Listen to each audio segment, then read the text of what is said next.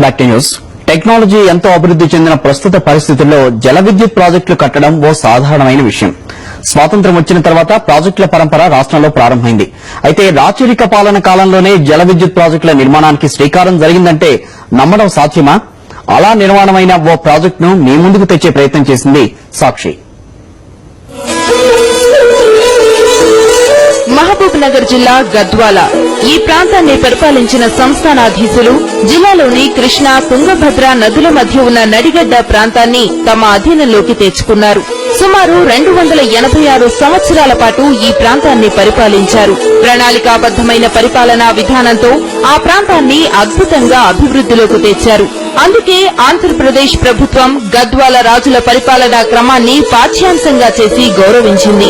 సామాజికంగా, సాహిత్యపరంగా, కళాక్షేత్రంలో గద్వాల రాజులు చేసిన అభివృద్ది చరిత్రకారుల ప్రశంసలందుకుంది.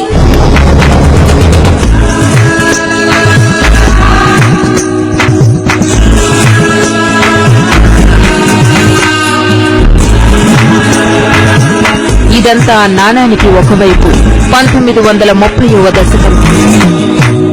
గద్వాల రాజవంశీయులు సీతారాం భూపాల్, రాణి ఆదిలక్ష్మీదేవి సంస్థానాన్ని పరిపాలిస్తున్న కాలమది. ఓ రోజు గద్వాల పట్టణానికి 7 కిలోమీటర్ల దూరంలో ఉన్న రేకులపల్లి గ్రామాన్ని రాజదంపతులు సందర్శించారు. ఆ గ్రామ పరిసరాల్లో ఉన్న గుండాల జలపాతం ప్రాంతాల్లో విహరించారు. జలపాతాన్ని అతి దగ్గరగా చూసిన సీతారాం భూపాల్ కి ఓ అద్భుతమైన ఆలోచన తలెత్తింది.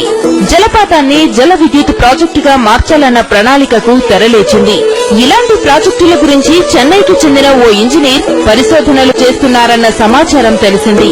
రాజావారు వెంటనే ఆ ఇంజనీర్ను పిలిపించారు. ప్రాజెక్టు నిర్మాణాన్ని ప్రారంభించారు.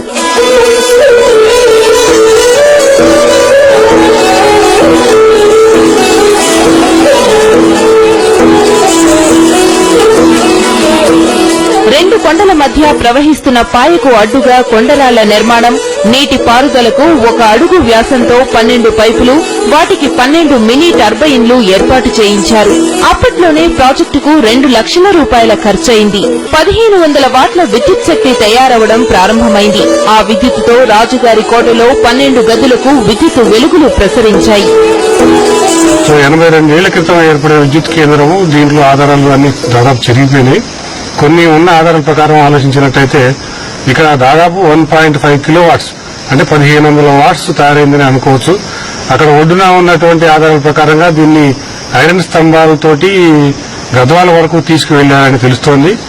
8 దశాబ్దాల కిందటే జల విద్యుత్ ప్రాజెక్టు నిర్మాణానికి సంబంధించి లోతుగా పరిశీలన జరిపారని రేకులపల్లి వాసులు చెబుతున్నారు. దీనికి ఓ చారిత్రక ప్రాధాన్యతనివ్వాలని వారు కోరుతున్నారు. గద్వాల ఒక సామాన్యమైనటువంటి సంస్థానం అది చేయగలిగింది అంటే దాన్ని ఒక మాన్యుమెంట్ గా గుర్తించి ఈ ప్రభుత్వం దీన్ని చేపట్టి దాన్ని ఎంత అభివృద్ధి చేయవలసిందో దాన్ని అభివృద్ధి చేయాలని చెప్పి నేను ప్రభుత్వాన్ని